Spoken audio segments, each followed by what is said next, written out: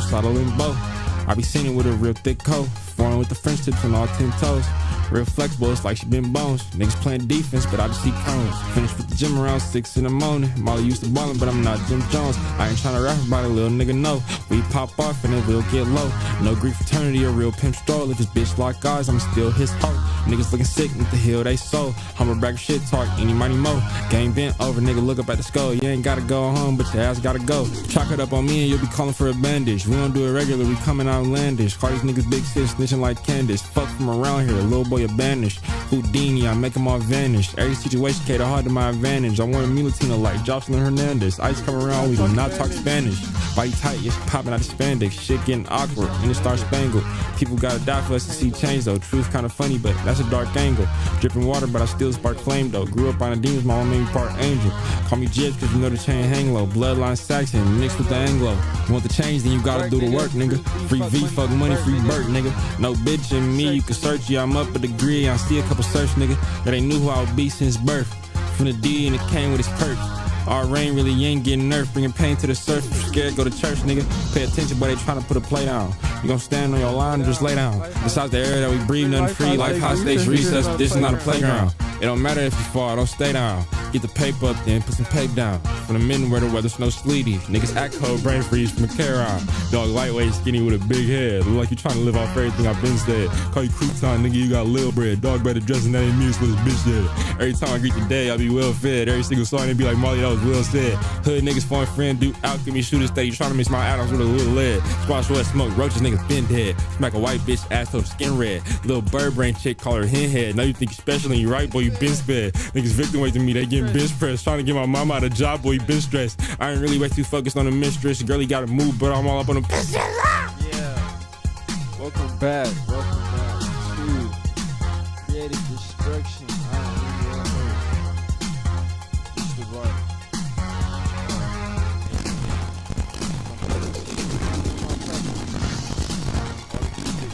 I also got a website. I'm still figuring out the configuration. So we'll be getting everything together. But today I've unlocked sharing my display on or to my YOLO box. Not my YOLO box, the church's YOLO box, but still. I've unlocked that feature, that skill. I would like today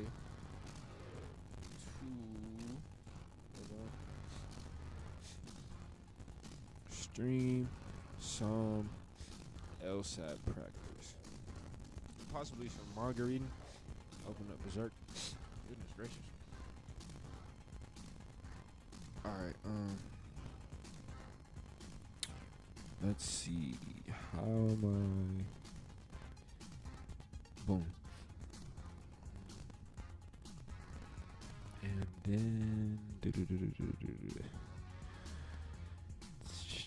I'll just slide into place here in a moment. I'm gonna fade this all the way out. Fuck. Boom. There we go. Okay, so I've unlocked streaming to the YOLO box in my computer. The issues I'm having though, I can't even move this shit. Can I move the YOLO box? Just a little bit. Just a little bit. So I can get some more rolling room to move to my computer on which I will be doing the LSAT practice. Initially, this was intended to be a 52-day marathon stream. But nigga, I realized how fucking hard that is. And it's just unrealistic at this point in my life. But it's something to work towards. I now have that ambition and the know-how and wherewithal to put a couple together and then bring in some people, teach some other people, and make it work. So now let's get on to the LSAT. All right. Oh shit. Oh shit. Don't fall. Do I have to unplug something? No. I can just move this back. So that's still touching. And that's there. Just a little bit more.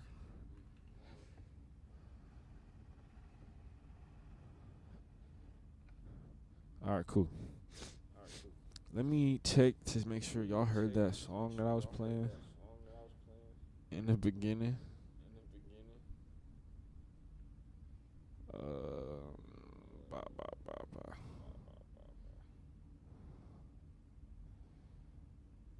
Let me check my shit.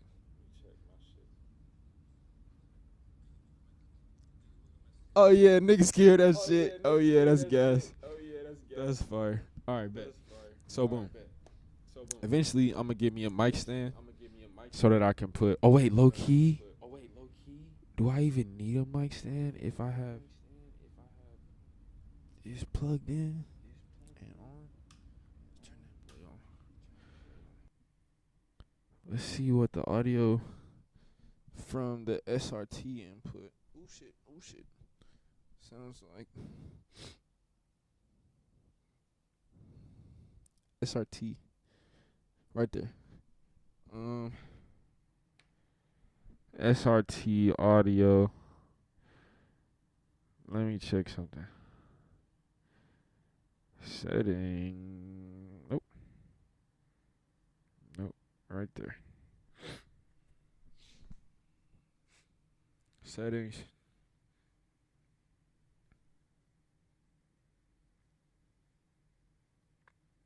What is this shit called? Bruh, I should get a Wii. I should get a Nintendo Wii and stream that. And like stream us playing that shit. I think that'd be fire. I'm looking for sound.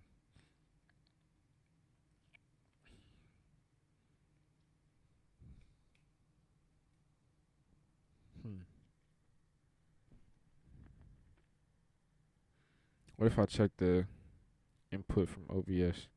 Oh, it's getting freaky.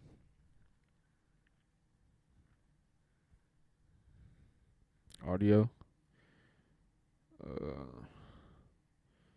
What does this even mean? What is channels? Hold on. Okay, it's locked. Monitoring device. No, I don't want to monitor it on there. Low latency. Yeah.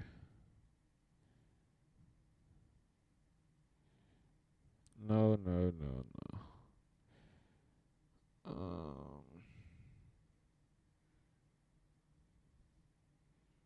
I already did this. We're pushing the screen to SRT video capture. Actually, you know what? Fuck it. Let's just get on with the practice. I'm gonna take a whole practice test, live on camera. I don't know what the fuck. I think I was doing this at work, and obviously that's not a good environment to do that. So let's go ahead. 3 sections. Demon's choice. 35 minutes. Yes. Continue. Start. Continue. Of all the surgeons practicing at the city hospital, the chief surgeon has the worst record in terms of percentage of his patients who die either during or immediately following an operation performed by him. The chief surgeon at the city hospital has the worst record of keeping patients alive during and immediately after an operation he's done. Paradoxically, the hospital's administrators claim that he is the best surgeon currently working at the hospital. Well, that's wrong. If that's, yeah. Which one of the following, if true, goes farthest toward showing that the administrator's claim and statistics cited might both be correct? the statistics cited is he has the worst record in the city hospital of all the surgeons. And the claim is the administrators think he's the best surgeon at the hospital. Since the hospital administrators appoint the chief surgeon, the administrators are strongly motivated to depict the chief surgeon they have chosen as a wise choice. That has nothing to do with anything. In appointing the current chief surgeon, the hospital administrators followed the practice well established at the city hospital of promoting one of the surgeons already on staff.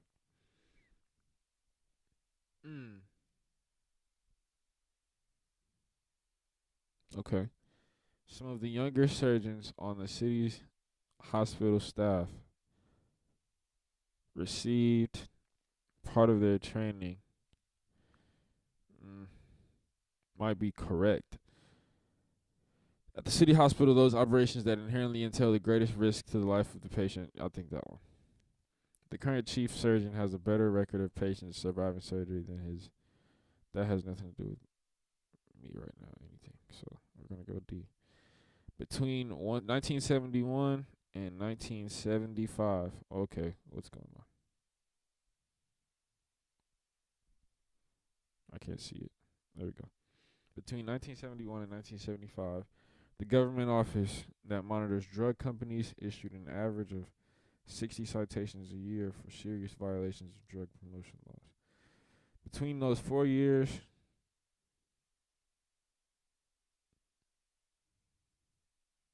the DEA, for example, issued an average of 60 citations. So every year, 60 citations. At least, on average.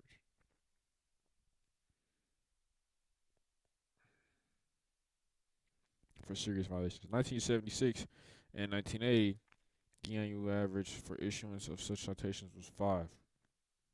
It went down drastically. This decrease indicates the government office was on average considerably more lax in enforcing drug promotion laws between 1976 and 1980 than 1971 and 1971. That's not necessarily true, because during 1971 and 1975, they could have essentially impeded all the 60 per year. They could have impeded so many and impacted so many different drug violators that there were no more, or there were significantly less to violate and give citations. The argument assumes which one of the following. The argument is the decrease indicates that the government office was more lax in the latter half of the decade than the former.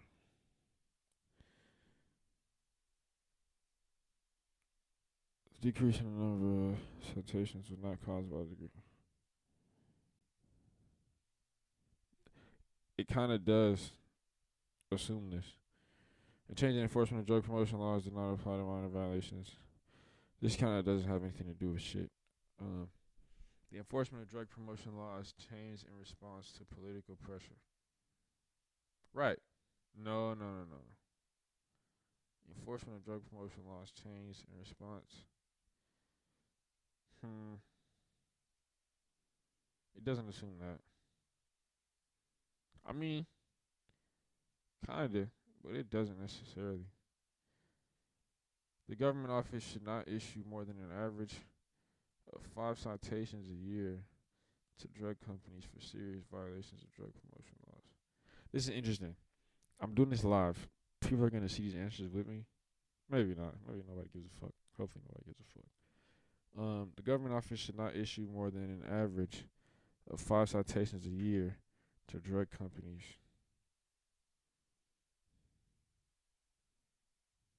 Nothing to do with anything. Before 1971,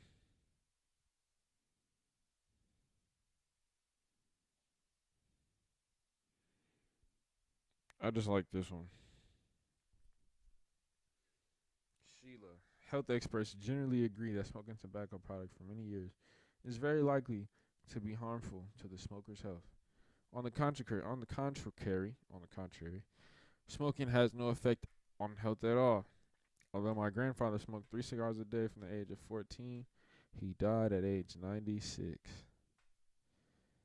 A major weakness in Tim's counterargument is that his counterargument assumes that he was not otherwise like above average health. Attempts to refute a probabilistic, oh goodness, probabilistic. I actually never seen this. Attempts to refute a probabilistic conclusion by claiming the existence of a single counterexample. Yeah, that is kind of a problem with shit. Challenges expert opinion on the basis of specific information unavailable to experts in the field. He does challenge expert opinion. I don't know if that information would be necessarily unavailable to those experts. Describes an individual case that is explicitly discounted as an exception to the expert's conclusion. Presupposes that longevity and health are unrelated to each other. This isn't a bad one, C. Are unrelated to each other in the general population.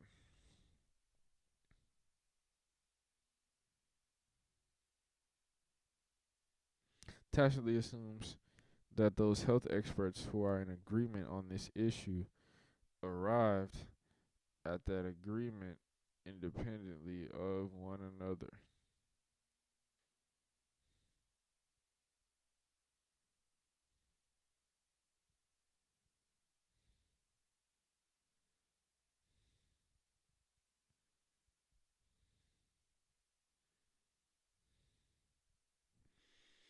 Tacitly assumes.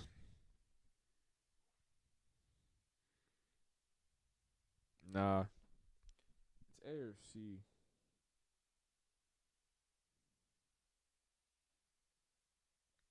AOC.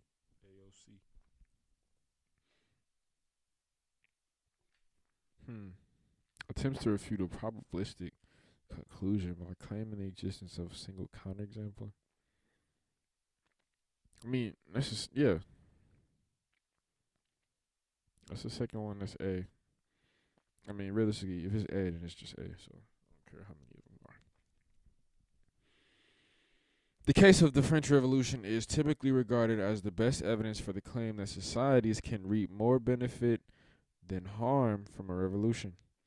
But even the French Revolution serves this role poorly, since France at the time of the Revolution had a unique advantage. Despite the Revolution, the same civil servants and functionaries remained in office, carrying on the day-to-day work of the government. And thus, many of the disruptions that revolutions normally bring were avoided. So they had a revolution. And they wound up better, but the revolution didn't necessarily change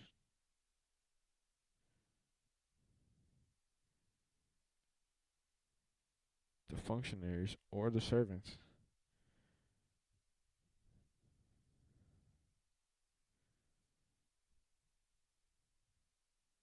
So it wasn't a revolt necessarily or an overthrowing. It was just a revolution where people were, I guess, advocating for rights. I'm not up on the French Revolution like that. I know of it, but like, I don't know all the details. Which one of the following most accurately characterizes the argumentative strategy used in the passage?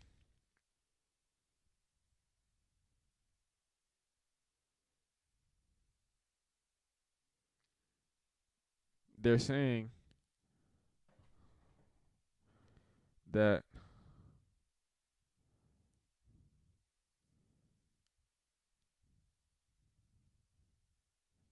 the French Revolution is sufficient evidence that revolutions are able to bring more harm, bring more benefit than harm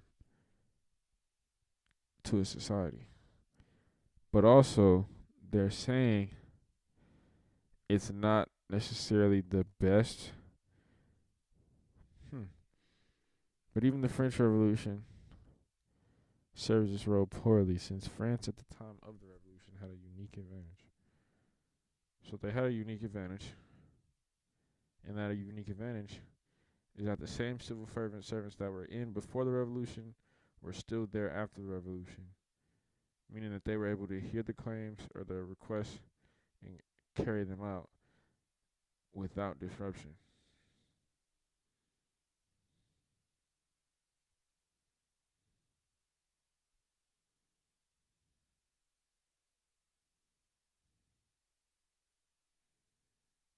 It's not necessarily opposing the claim, though.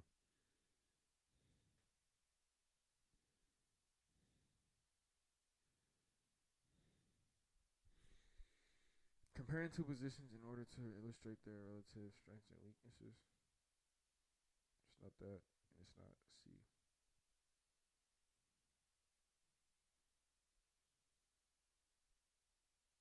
I think it's that one because it's like, oh, it's poorly, but it had a unique advantage.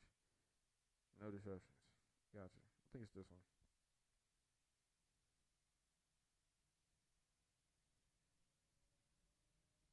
Anywho, can we come on with this shit? Thank you. A person can develop or outgrow asthma at any age. In children under 10, asthma is twice as likely to develop in boys. Boys are less likely than all girls to outgrow asthma. Yet by adolescence, the percentage of boys with asthma is about the same as the percentage of girls with asthma, because a large number of girls develop asthma in early adolescence. So boys get it before 10, and they're more likely to keep it and not outgrow. And girls get it after 10, and they're more likely to outgrow it.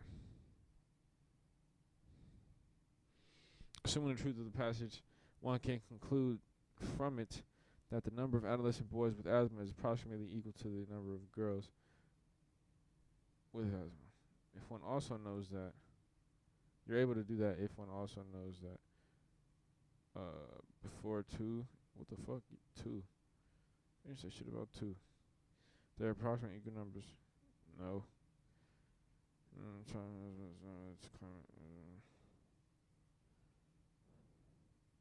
nigga. Is it this one? Might be. I shouldn't be guessing. I don't like guessing. Children who develop asthma before 2 years, tendency toward asthma is often inherited.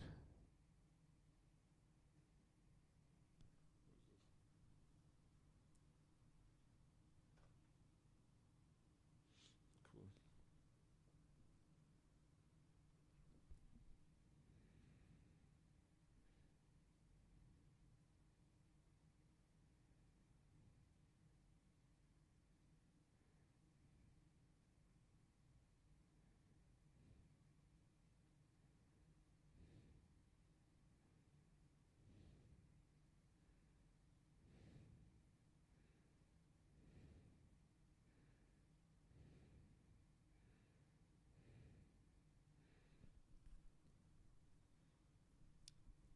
You and your publication have unfairly discriminated against my poems. I have submitted 30 poems in the last 2 years, and you have not published any of them. It is all because I won the Fender Poetry Award 2 years ago, and your poetry editor thought that she deserved it. Ridiculous. Our editorial policy of practice is perfectly fair, since our poetry editor judges all submissions for publication without ever seeing the names of the poets, and hence cannot possibly have known who wrote your poems. The publisher makes which one of the following assumptions in replying to Travaga's charges of unfair discrimination? They're assuming that she really doesn't know. Yeah, they're assuming that right there.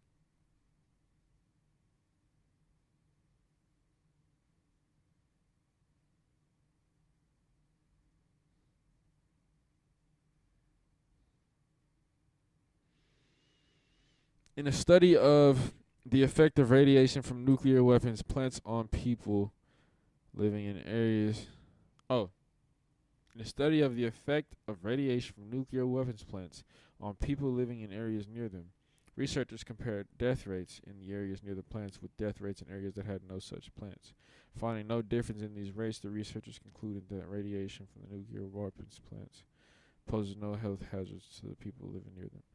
Which of the following, if true, is this sufficient assumption? Or no, this is just a weekend. This is an open question. Which of the following, if true, most seriously weakens the researcher's argument? Including study. The area studied had similar death rates before and after the nuclear weapons plants. No, that strengthens it. Oh yeah, 4 of them are either. So 3 of these, at least 3 are gonna strengthen it, and 1 is gonna do nothing. So this strengthens it. This kind of does nothing. Exposure to nuclear radiation can cause many serious diseases. It's this one.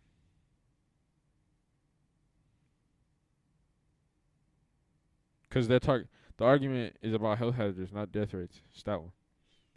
Only a small number of areas that has nothing to do with anything. The researchers did not study the possible health hazards of radiation on people who were employed. I guess that kind of does something, but like, nah, that's not really what it's about. It's about health hazards, living near them. It was once believed that cells grown in laboratory tissue cultures were essentially immortal. That is, as long as all of their needs were met, they would continue dividing forever. However, it has been shown that normal cells have a finite reproductive limit. A human liver cell, for example, divides 60 times and then stops. If such a cell divides 30 times and then is put into a deep freeze for months or even years, it remembers where it stopped dividing. After thawing, it divides another 30 times, but no more. That's crazy. That's crazy. Y'all could barely hear me unless I put the mic like right here. And even then, what about right here? Nah, y'all can't really hear me. Y'all can hear me right here. So maybe I'm gonna have to change my mic setup in general. I get a stand and a boom. But anyway, if the information above is accurate, a liver cell in which more than 60 divisions took place in a tissue culture cannot be which one of the following?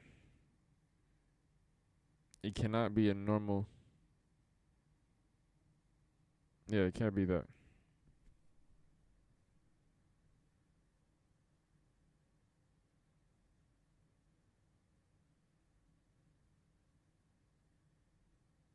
If it has more than 60, it cannot be the one that only stops at 60. It could be an abnormal cell, yes. It could be a normal liver cell that came from an individual of a non-human species, yes. It could be a normal cell that came from the liver of an individual, yes. Yes, okay, so what's this one? Okay. Good accuracy, great accuracy, actually. Complaints that milk bottlers take enormous markups on the bottled milk sold to consumers are most likely to arise when least warranted by the actual spread between the price that bottlers pay for raw milk, and the price at which they sell bottled milk. Complaints on enormous markups by milk bottlers that they sell unnecessarily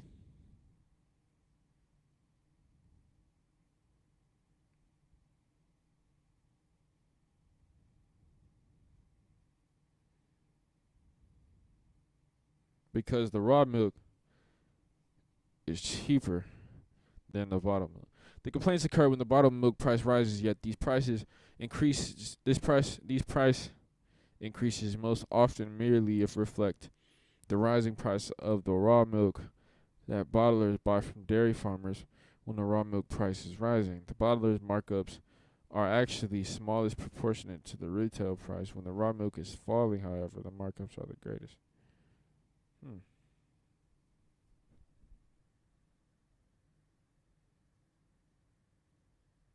Sufficient assumption. Necessary assumption.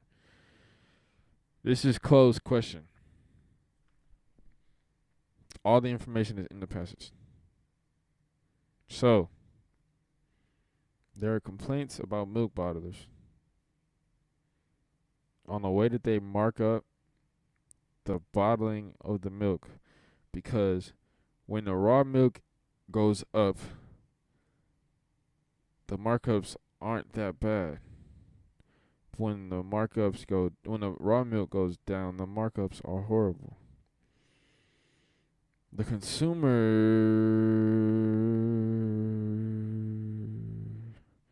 consumers pay more for bottled milk when raw milk prices are falling. I mean, yeah, this has to be true.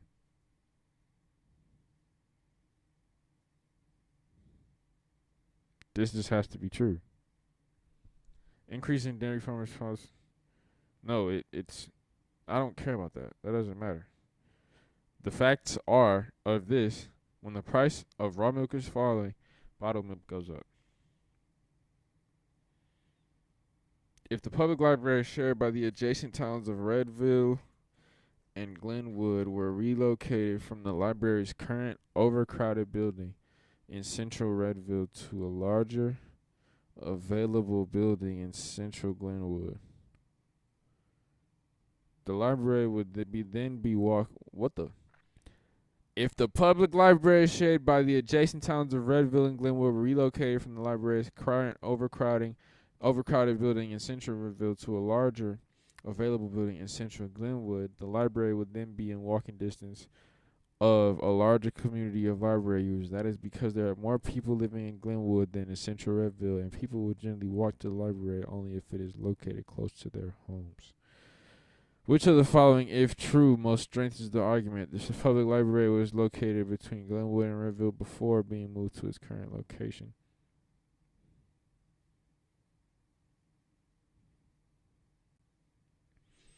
The area covered by Central Glenwood, is approximately the same size. The building that is available in Glenwood is smaller than the alternative building in Redville. Many of the people who use the public library do not live in. The distance that people currently walk to the library, right there. If the public library, okay, wait, another one. Which of the following, if true, most weakens the argument? Many people who currently walk to the library live in central Redville than in central Glenwood.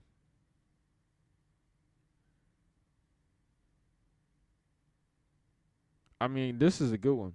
The number of people living in central Glenwood who would use the library if it were located there is smaller.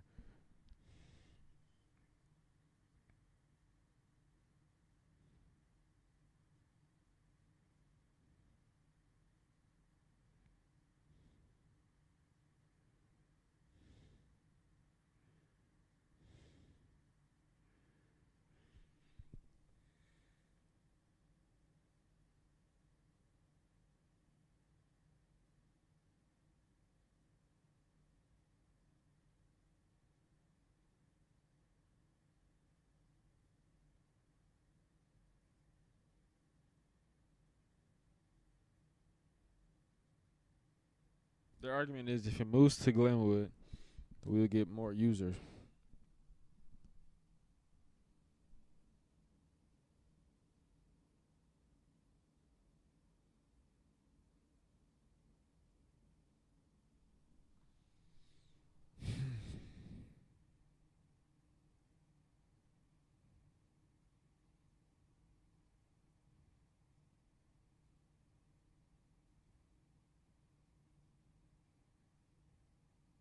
Strengthen.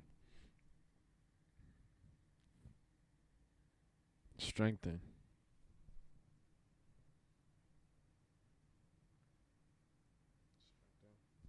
I was gonna pick this one. But this one is good.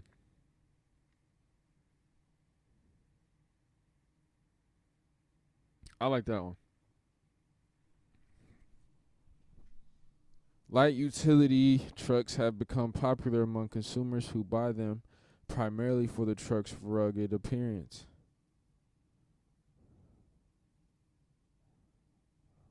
What? Light utility trucks have become popular among consumers who buy them primarily for the truck's rugged appearance. Yet although these trucks are tough looking, they are exempt from the government's car safety standards that dictate minimum roof strength and minimum resistance to impact. Therefore, if involved in a serious high impact accident, a driver of one of these trucks is more likely to be injured than a driver of a car that is subject to these standards. That the standards work.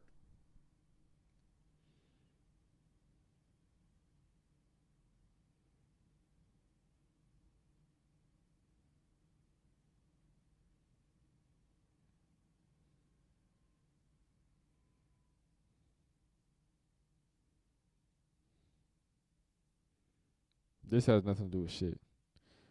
Also, don't like this one. DMB are gone.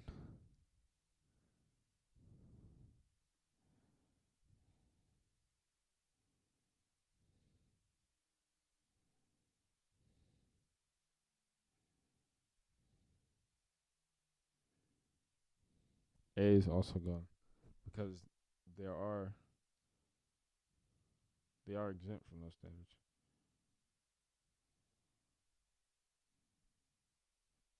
Well, I'm gonna go to E though. 5 years ago, during the first North American outbreak of the cattle disease (CXC), the death rate from the disease was 5% of all reported cases. Whereas today, the corresponding figure is over 18. It is clear, therefore, that during these past 5 years, CXC has increased in virulence. I like that. I like that word, virulence. Which one of the following, if true, most substantially weakens the argument? Many recent cattle deaths that have actually been caused by CXC have been mistakenly attributed. Kinda. Okay, we'll keep that in mind. During the first North American outbreak of the disease, many of the deaths reported were actually during other causes. No. An inoculation program against CXC was recently begun. What is inoculation? Innocuous.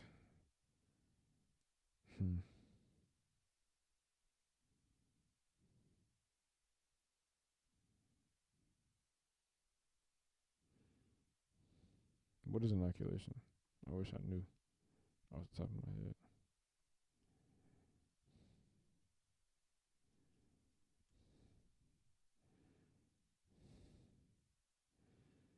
I mean, I kind of figured.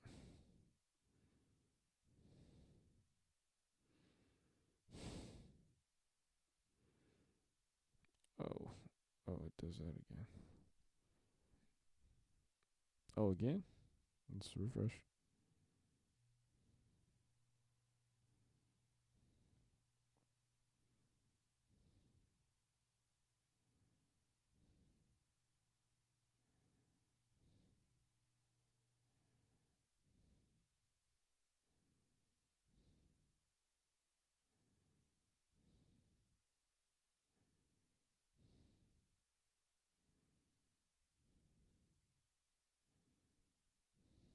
I like E or A. Because the argument is that the increase of death rate from the cases is due to it going up in violence. Which if you like attack it, this is the answer. Economists, some policymakers believe that our country's continued economic growth requires a higher level of personal savings than we currently have. A recent legislative proposal would allow individuals to set up savings account in which interest earned will be exempt from taxes until money is withdrawn from the account. Backers of this proposal claim that its implementation would increase the amount of money available for banks to loan at a relatively small cost to the government and lost tax revenues. Let's read that again. That's a long sentence. A recent legislative proposal would allow individuals to set up savings accounts in which interest earned is exempt from tax until withdrawn from. Backers of this proposal claim that its implementation would increase the amount of money available for banks, obviously, to loan at a relatively small cost to the government in lost tax revenues. Yet, right, because they can't get taxed if no one withdraws and people are just putting money in, and the bank can be like, oh, yeah, we have this much to loan out. Yet, when similar tax incentive programs were tried in the past, virtually all of the money invested through them was diverted from other personal savings. And overall level of personal savings was unchanged. Right, because if there's no savings and you just make a new savings with like a bigger benefit and then take the money from the no savings and put it in a savings with a bigger benefit, slowly but surely it'll increase, but not immediately. The passage as a whole provides, especially if people need the money, support for which one of the most following conclusions. Backers of the tax on the volume of motive, other than their express aim of increasing the amount of money available for banks. The proposed tax incentive is unlikely to attract enough additional money.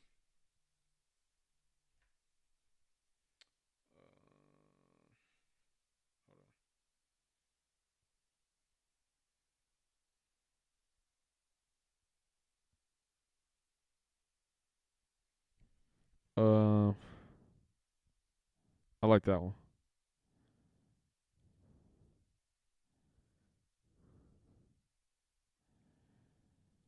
bro. Like,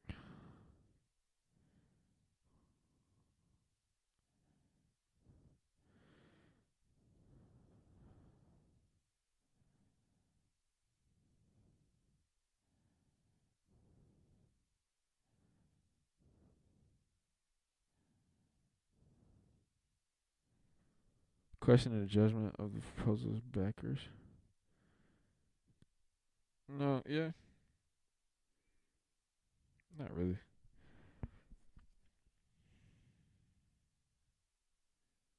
That's that. Just sounds the premise.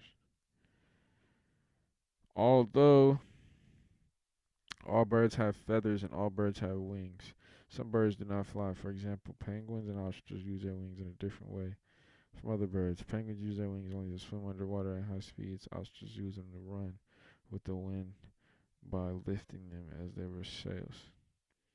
Which one of the following is most parallel in its reasoning to the argument below? Open your book.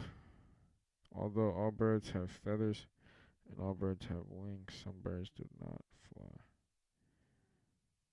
Ancient philosophers tried to explain. So they have this, but other ones that have the same thing use it differently. That's it.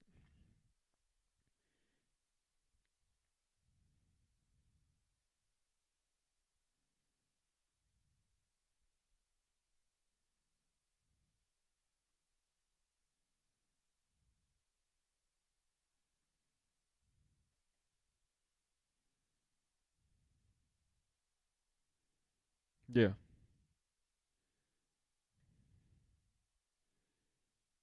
Or this. No, it's this one. All right. 17 seconds on this one. Jones, prehistoric wooden tools found in South America have been dated to.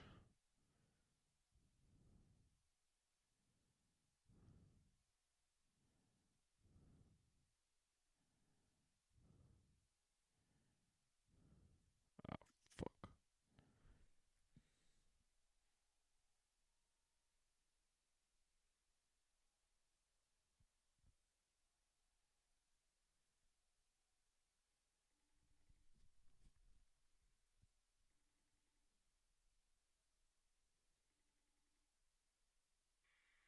Yo, you better be at work or something. You better be at work or something. All right.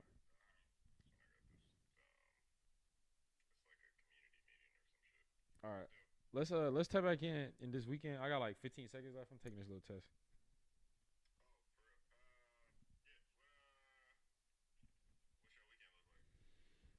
I'm not doing shit Saturday. I just need something to do though.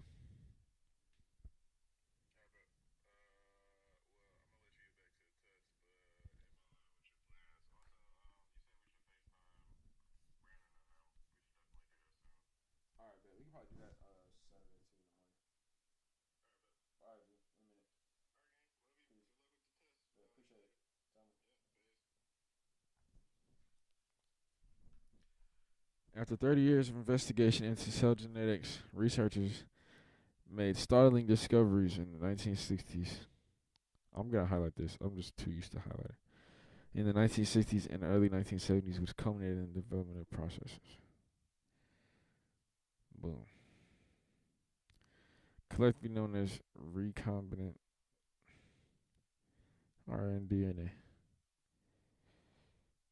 The technology has created excitement and controversy because it involves altering DNA. It involves altering DNA, which contains the building blocks of genetic code. I mean, it's controversy and excitement. Okay, yeah. Excitement because we can alter shit. Controversy because we probably shouldn't be altering shit.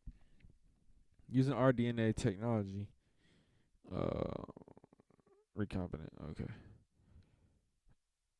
Scientists can transfer a portion of the DNA from one organism to a single living cell of another. The scientist chemically snips the DNA chain at the host cell at a predetermined point. This is all facts.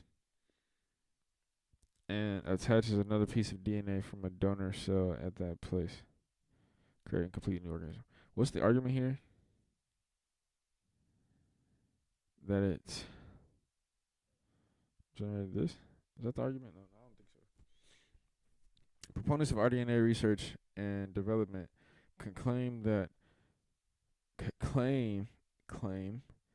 it will allow scientists to find cures for disease and to better understand how genetic information controls an organism's development. They also see many other potentially practical benefits, especially in the pharmaceutical industry.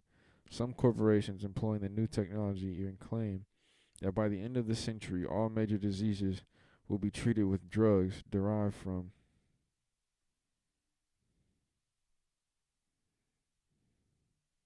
microorganisms created through rDNA technology.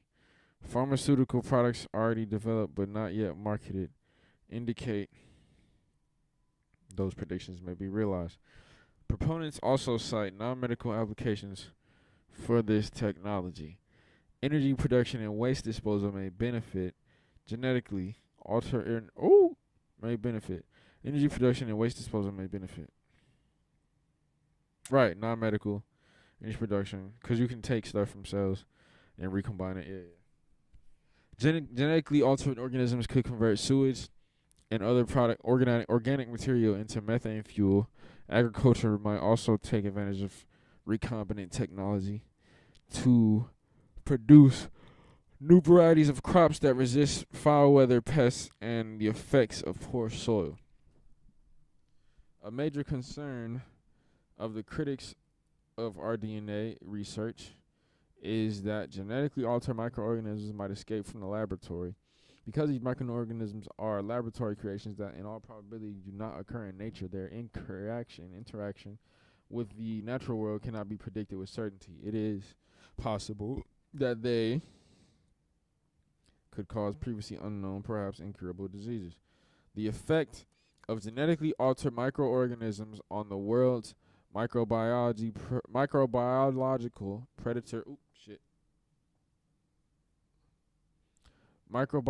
predator-prey relationships is another potentially serious problem pointed out by the opponents of rDNA research. Introducing a new species may disrupt or even destroy the existing ecosystem. The collapse of interdependent relationships among species, extrapolated to its extreme, could eventually result in the destruction of humanity. Opponents of rDNA technology also cite ethical problems with it. For example, it gives scientists the power to instantly cross evolutionary and species boundaries that nature took millennia to establish. This is like Darwin incident. The implications of such power will become particularly profound if genetic engineers were to tinker with human genes, a practice that will bring us one step closer to Aldous Huxley's grim vision in a brave new world of a totalitarian society that engineers humans to fulfill specific roles. I gotta read that book. Okay. Next passage I'm gonna read quietly though. Next time. In the passage, the author is primarily concerned with doing which one of the following. This is like a main point question. It's also closed. Explain the process and applications, no. Advocating continued, no. Providing evidence, no. Summarizing the controversy. I like this one.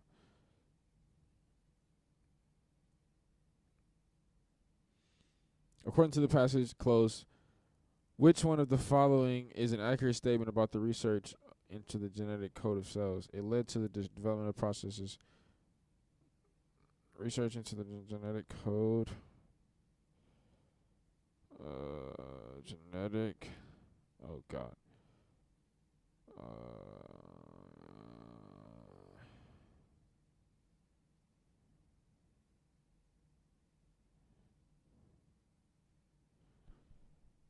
Um.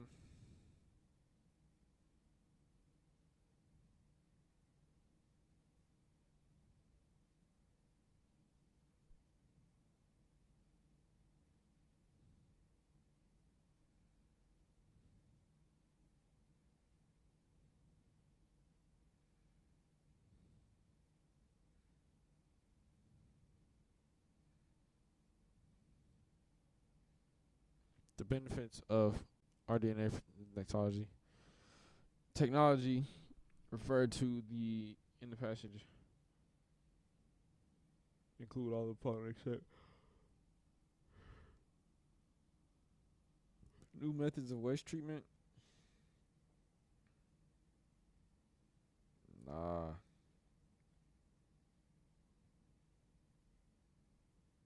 I mean, yeah, that's also that's one. New biological knowledge. Yes. Did they talk about this? Did I talk about food? I don't think they did. I think this is well. They didn't talk about less expensive drugs either.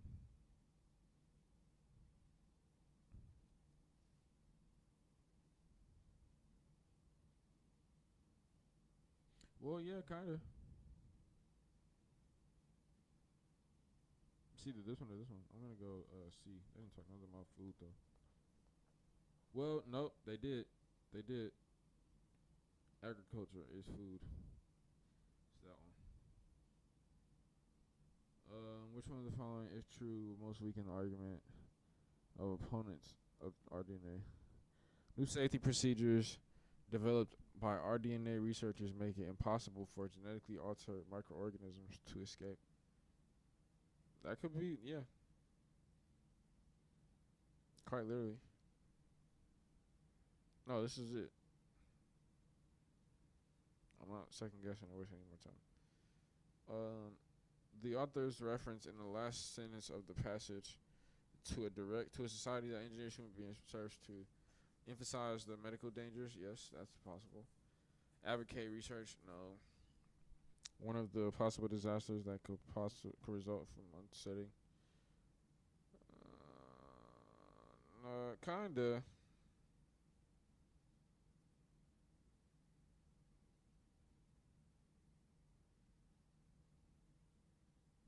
I like that one though. Which one of the following? Oh, one more question, and then I got quiet reading. Which one of the following, if true, will most strengthen an argument of the opponents of the rDNA technology? Strengthen the argument of the opponents.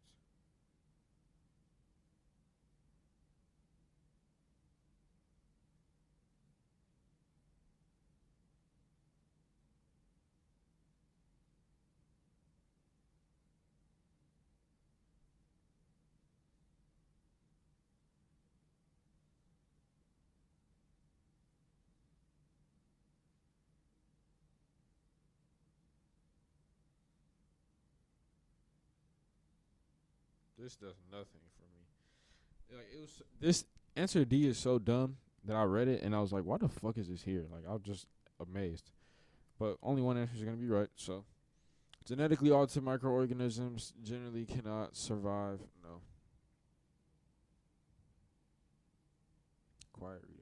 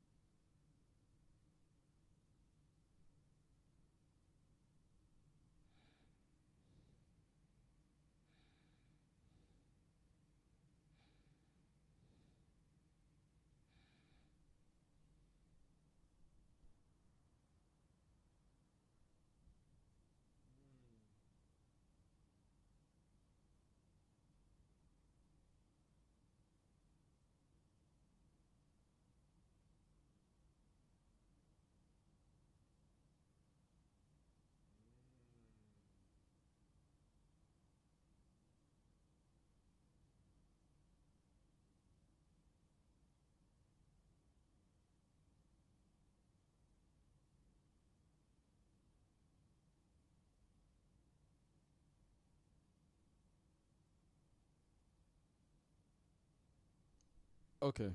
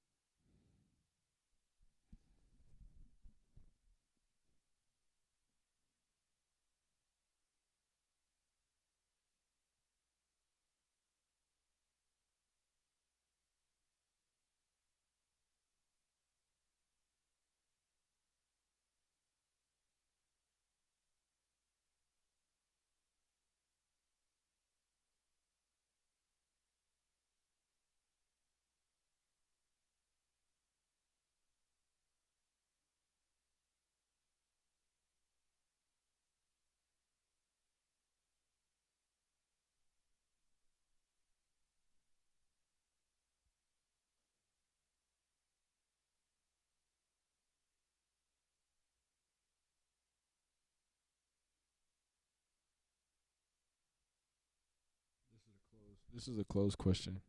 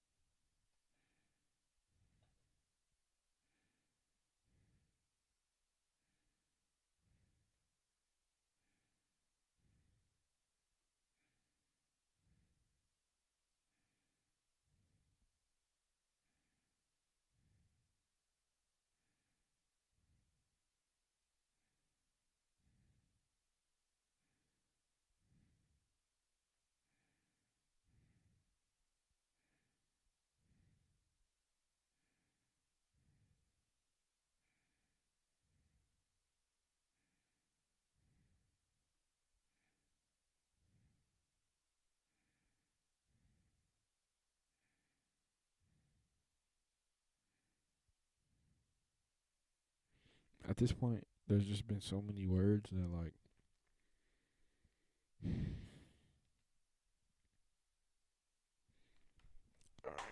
be lucky. The writer chamber, no. They go another country than other than one.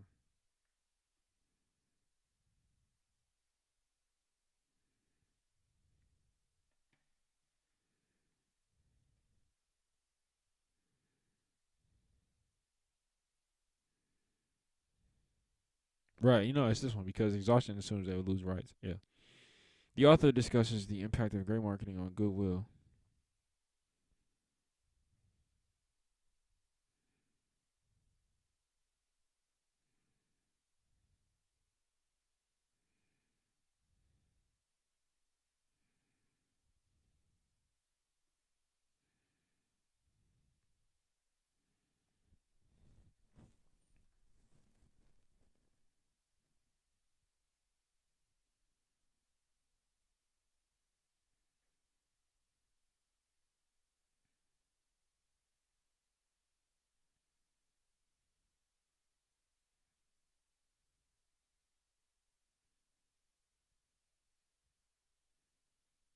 It's either this one or this one. Dear C. Unbridled fervor because this nigga said inevitable. But this also nigga said reason optimism. Kinda this one though. C or D.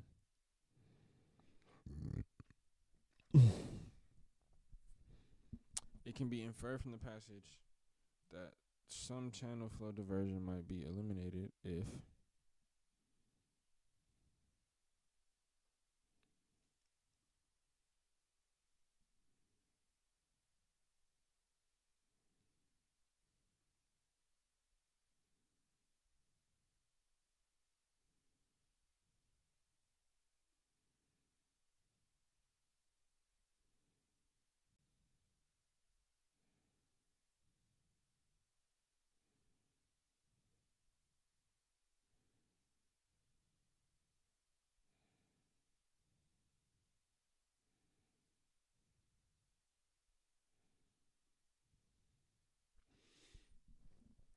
any study of autobiographical narratives that appeared under the ostensible authorship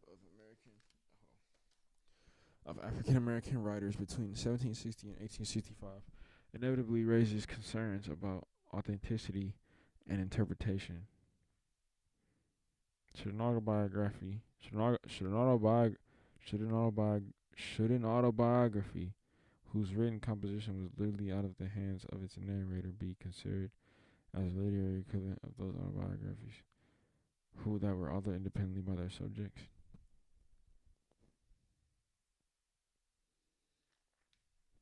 In many cases, the so-called edited narrative of an ex-slave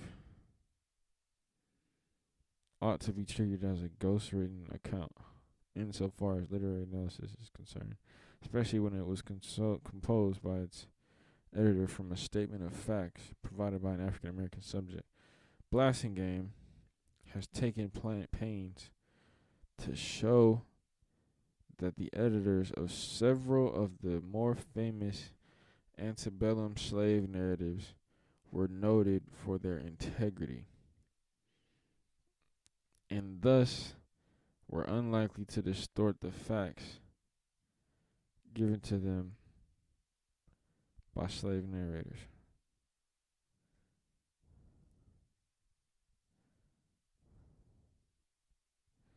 From a literary standpoint, however, it is not the moral integrity of those editors that is the issue but the linguistic, structural, internal integrity of the narratives they produced. Right, I feel that. Even if an editor faithfully reproduced the facts of a narrator's life, it was still the editor who decided what to make of these facts, how they should be emphasized, in what order they ought to be presented, and what was extraneous or germane. Readers of African American autobiography then and now have too readily accepted the presumption of these 18th and 19th century editors that experiential facts recounted orally could be recorded and sorted by an amanuensis editor. I don't know what the fuck that word is. I've never heard that before. Taken out of their original context and then published with editorial prefaces, footnotes, and opinionated commentary, all without compromising the validity of the narrative as a product of an African American consciousness.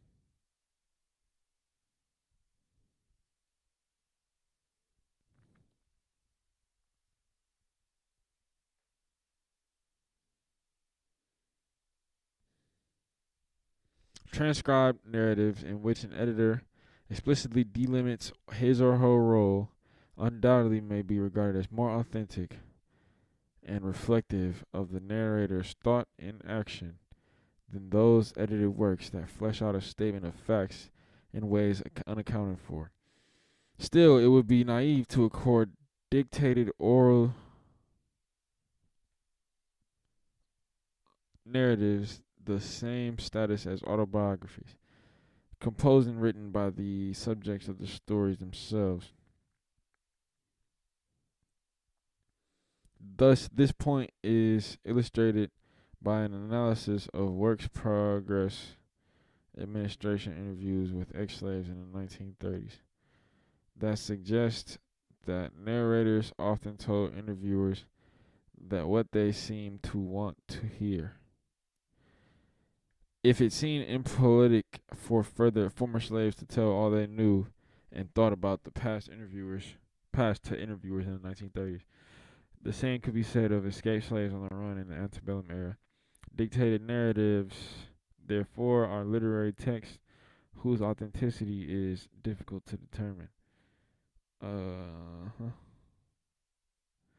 Analysts should reserve close analytic readings for independently authored texts. Discussion of collaborative texts should take into account the conditions that govern their production. Which one of the following? Main point. The personal integrity of an autobiography's editor has little relevance to. That's a point. It's not the main point. Autobiographies dictated to editors are less valuable as literature. That's not necessarily the point. The facts that are recorded in autobiography are less important than the personal impressions. That's kind of the point. The circumstances under which an autobiography was written should affect. Yes, that's it.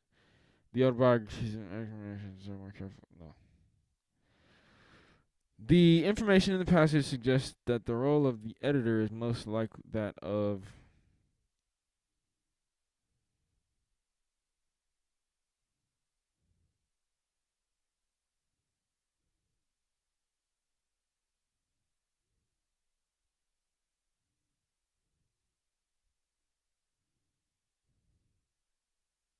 it's A or B. This is a good one.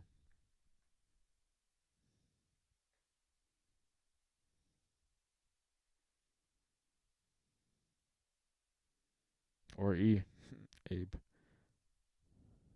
No. No, it's not a critic.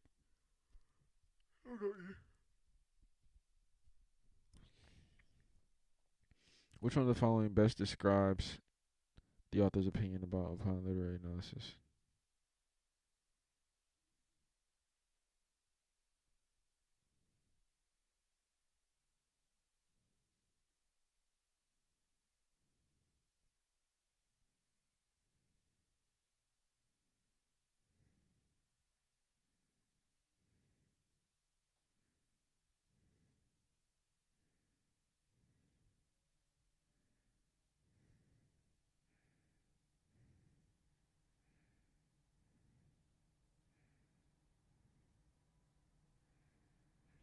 The passage supports which one of the following statements about the readers of autobiographies from 1970 or 1760 and 1865?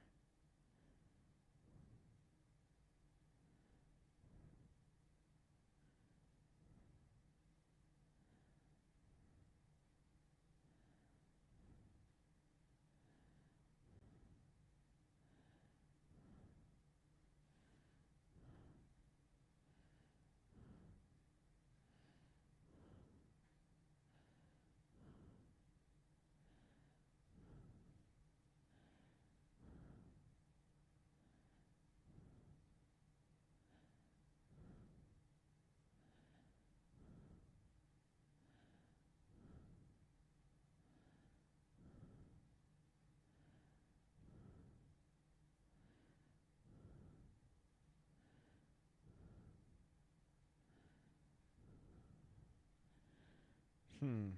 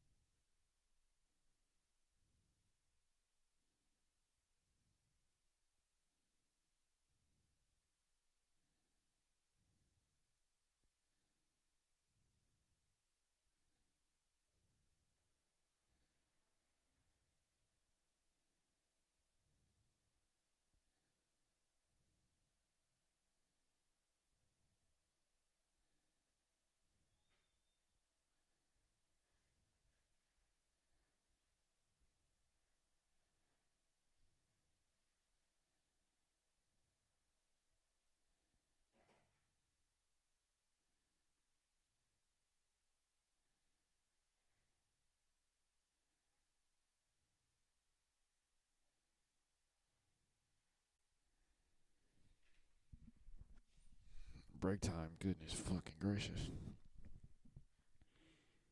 Let's play some tune. Yep.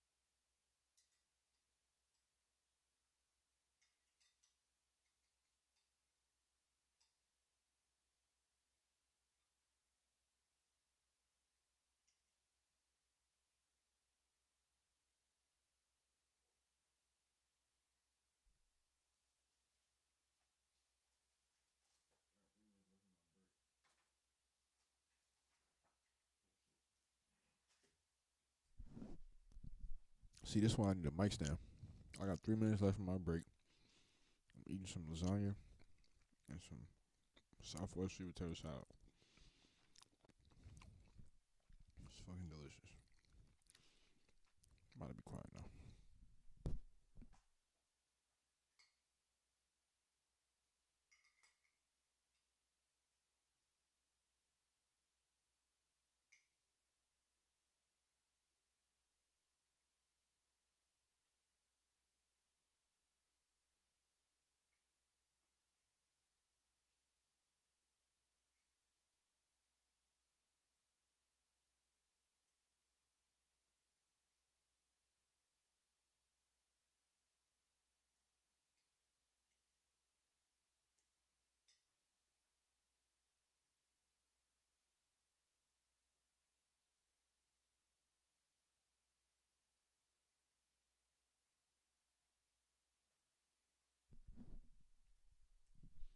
Niggas scared to rap because they don't believe in their voice without effects.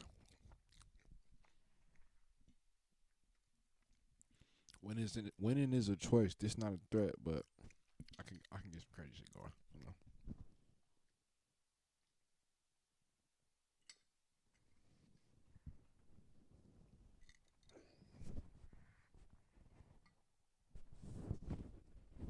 But this lasagna is fucking amazing.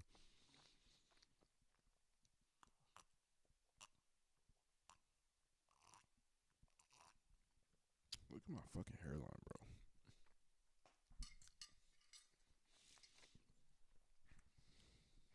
My shit clean. No, it's not, bro. It's fucking slimy. Who fucking cares? This food good as hell.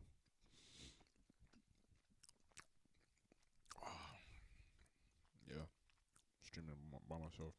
Alright, let me put this hat on for this last section of the test.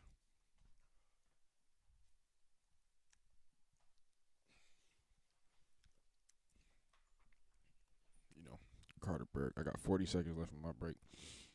Let me slam some more of this. Hold on.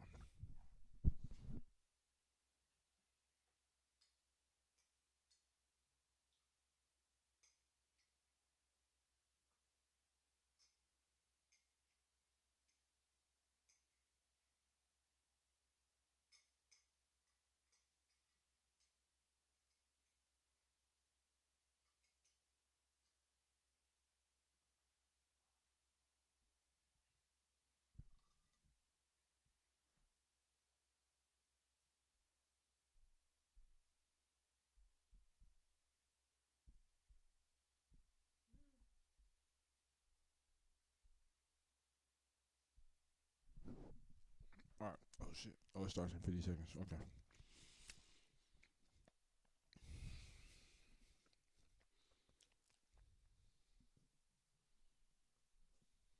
Let's get a thumbnail out of this.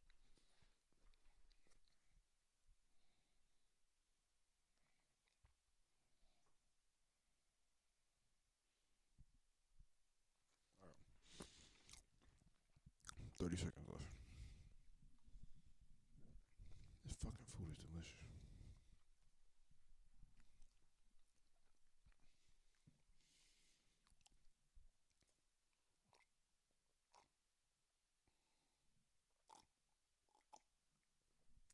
I'm streaming an hour and a half.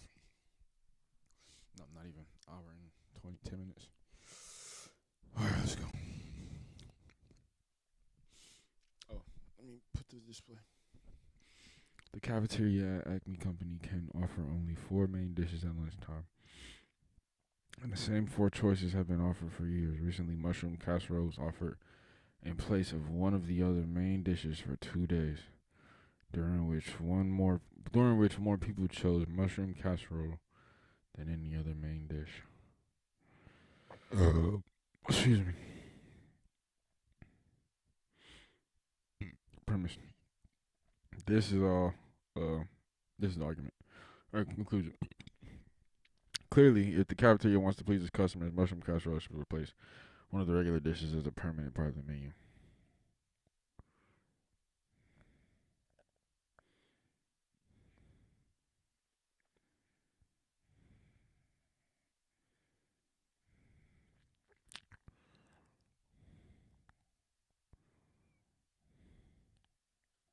Right. That's what I thought.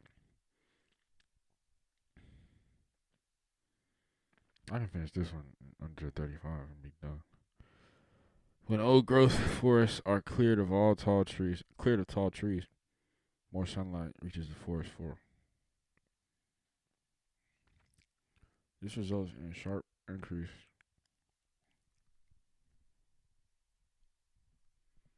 in the population of leafy shrubs, on which the mule deer depend for food. Yet mule deer herds that inhabit clear forests are less well nourished than our herds living in old growth forests. What?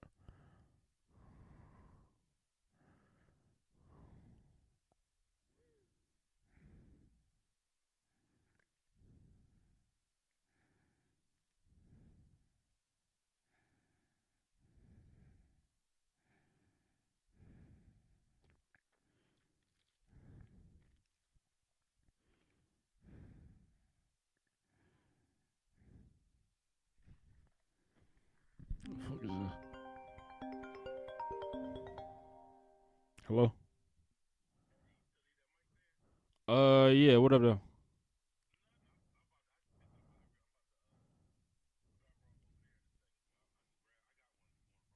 Yeah, definitely, please. For sure. You got a clip too? For a Sennheiser E35 or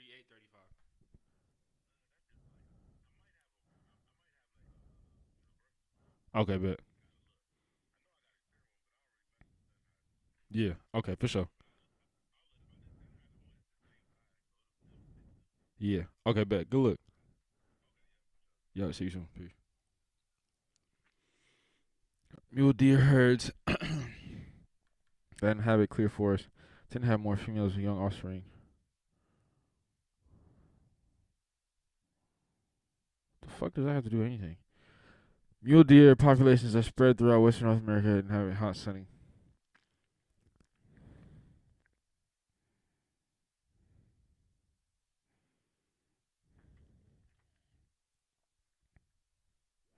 I like D. D looked right.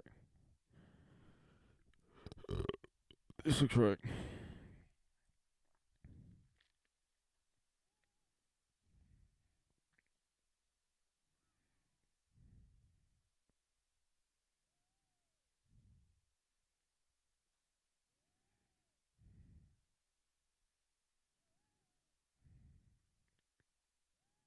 Bro.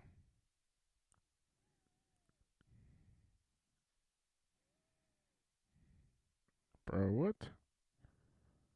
Did I fucking break it?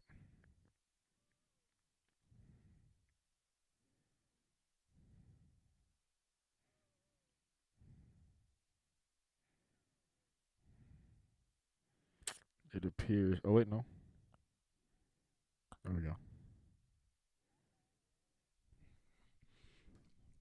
All right, let me do less zooming in. Genevieve, increasing costs have led commercial airlines to cut back on airplane maintenance.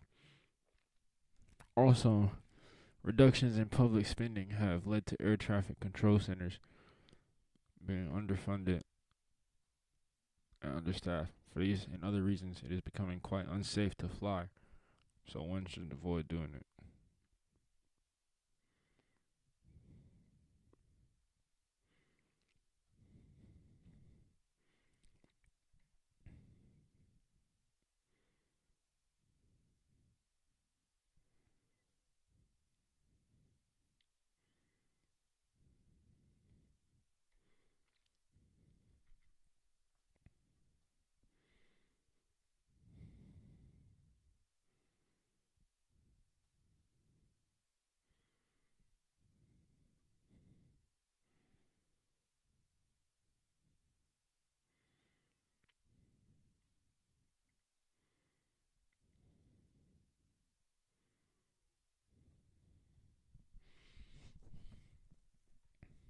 People residing in the country of Gadara approve of legislation requiring that certain hazardous waste be disposed of by being burned in modern high temperature incinerators.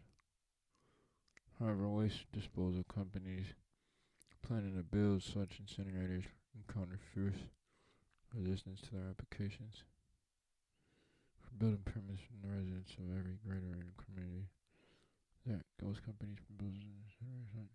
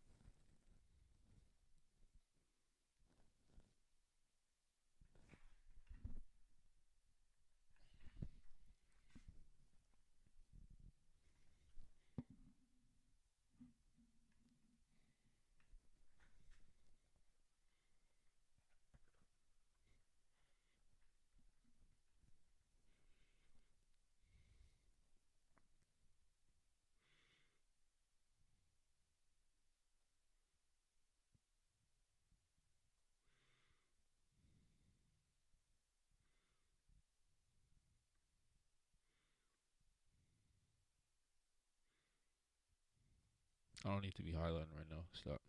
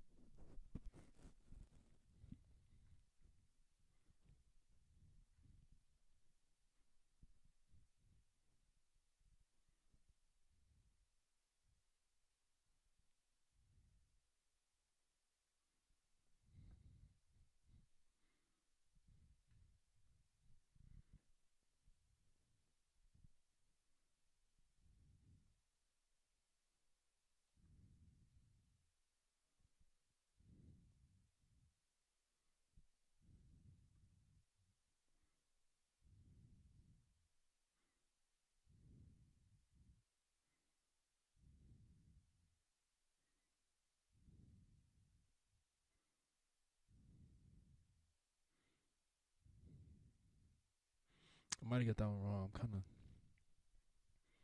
not tapped out, but I'm kind of like oscillating. The dean of computing must be respected by the academic staff and be competent to oversee the use of computers on campus. Only deans whose academics respect those whose academics respect are those who hold doctoral degrees. And only someone who really knows about computers can competently oversee the use of computers on campus. Furthermore, the Board of Trustees has decided that the Dean of Computing must be selected from among this university staff as well. Therefore, the Dean of computing must be a professor from this university's computer science. What's on this one? It depends.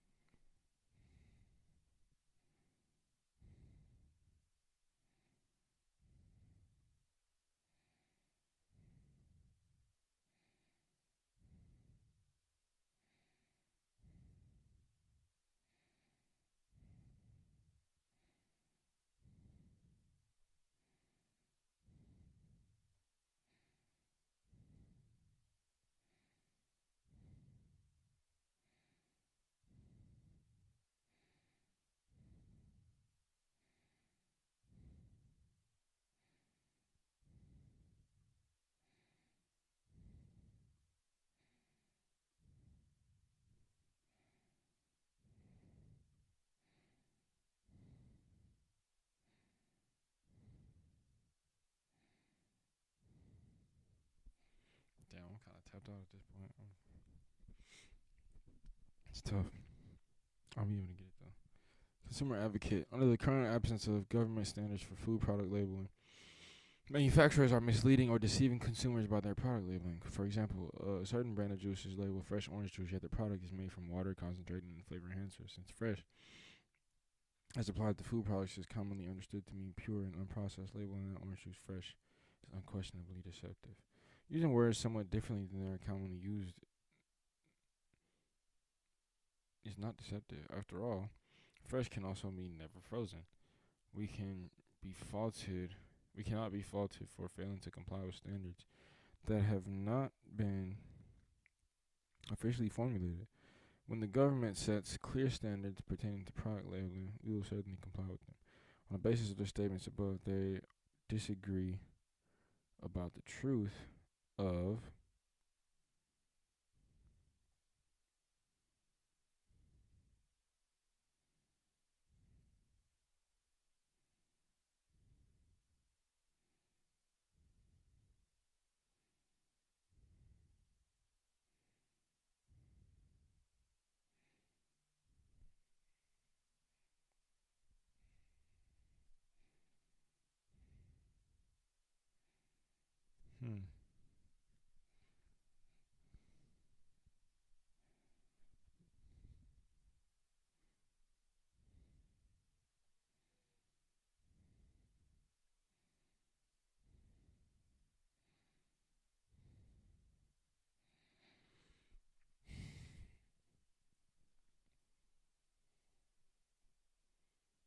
strengthen defense.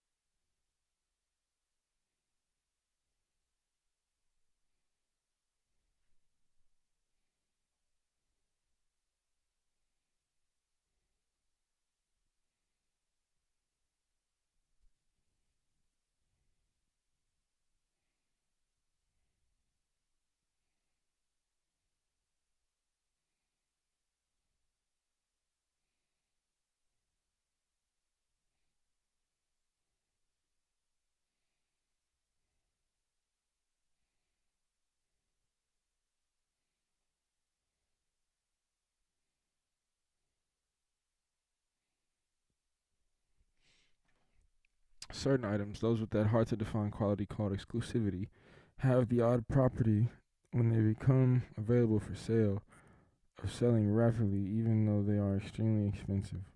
In fact, trying to sell such an item fast by asking too low a price is a serious error, since it calls into question the very thing, exclusivity, that is supposed to be the item's chief appeal. Therefore, given that a price that will prove to be right is virtually impossible for the seller to gauge in advance, the seller should make sure that any error in the initial asking price is in the direction of setting the price too high.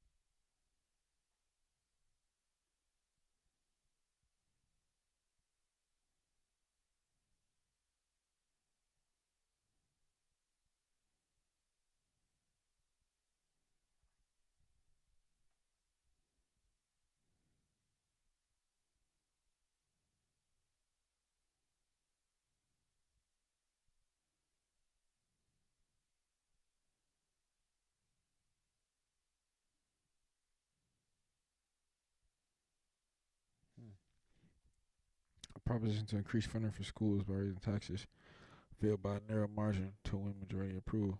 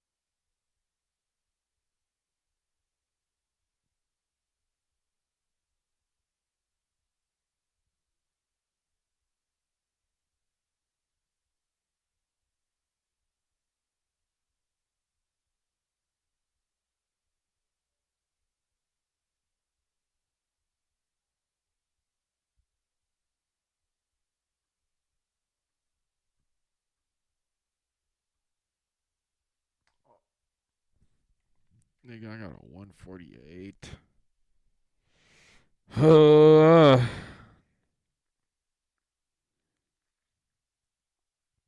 Wait, bro. Does that mean I got everything that I attempted right?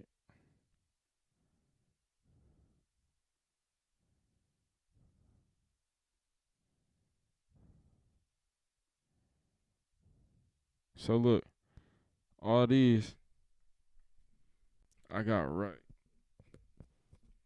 Did I get every single question right? No, I couldn't have, right? No, I didn't. So all these I got wrong, obviously. I didn't take them. I didn't answer them. This I got wrong. 2, 4, 5. I got 5 wrong, and I answered 17. I got 17 wrong.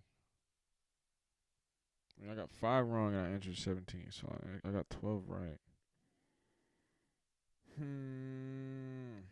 I got lower than my first score. That's fucking annoying. Oh, that's so fucking annoying, bro. Oh my god. But whatever. I took it. Now I review. And I get better. Jesus fucking Christ. I'm getting off of this shit.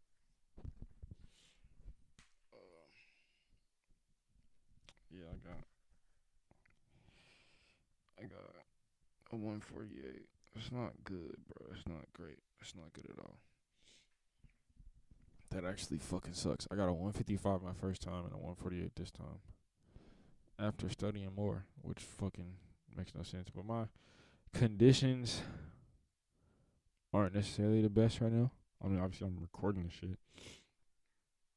And then I was also kinda high. That'll do it. But I shouldn't be in under 150, let alone 148, nigga. Alright, I'm getting off this. Might do some more later. We'll figure it out. I'm getting better at this shit though. Damn, 2 hours is fucking crazy. 2 hours, bro. Sayonara.